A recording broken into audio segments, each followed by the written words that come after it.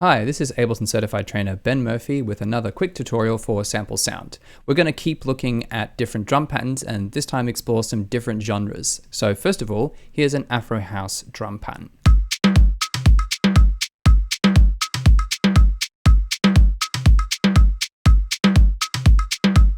Okay, let's break that down a little bit. First of all, the kick and the shaker.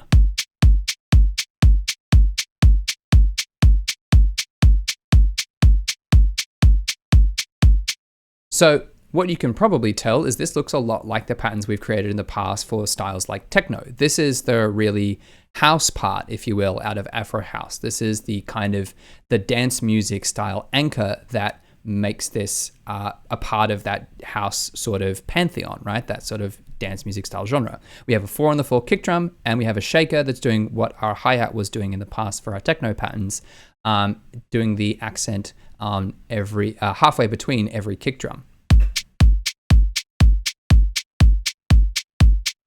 So that's a good, strong foundation. What's really fun with Afro House is kind of doing creative things with the percussion around this anchor. So next, we've got some sort of tuned drums, kind of like tom drums, but different sort of sounds from the kind of Afro world. So here are those.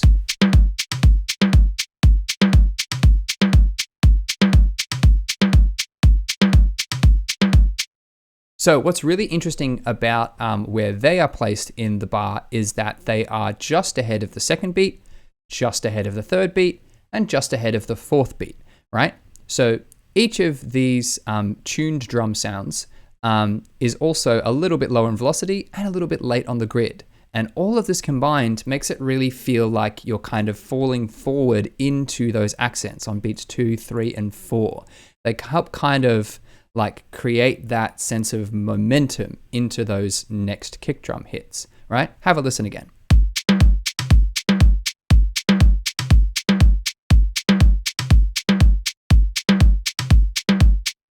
This is what's referred to as syncopated. Those are syncopated hits. And that basically just means being a little bit early or a little bit late around the major accents, which for us is our 4-on-the-floor kick drum pattern. And that can be a really interesting thing to add to a pattern like this and a style like Afro House, as it gives a little bit more interest and again, some more of that kind of push and pull around the accents.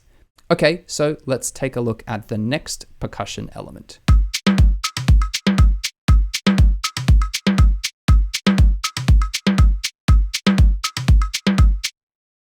So this percussion element is doing something a little bit different to everything else. I'm going to turn off some of the other layers and just play you the new high-pitched percussion sound alongside the kick drum sound.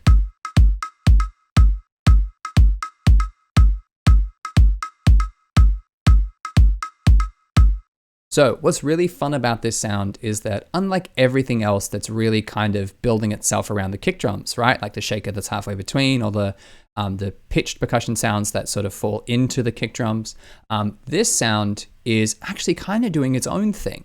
Rather than kind of operating on the same grid as everybody else, it's organizing its accents in sets of 3, right? There's 3/16, and then 3/16, and then 3/16, and so on, right? Except for the last one, which has to get a set of 4 to kind of conclude at the end of the bar. But this sort of sets of 3 rather than sets of 4 that everybody else is using creates an interesting, again, kind of like relationship between these two different pulses. This is what we refer to as a polyrhythm. It's two different sort of styles of rhythms that are happening concurrently. It's certainly not the kind of thing you need to do every time you write an Afro House pattern or in any kind of genre, for example, but it can be fun to play with. And I think Afro House really kind of gets the most creativity out by playing around with creative ideas in percussion. So things like syncopation and polyrhythms are really fun to try to mix in there. So here's that whole pattern back together again.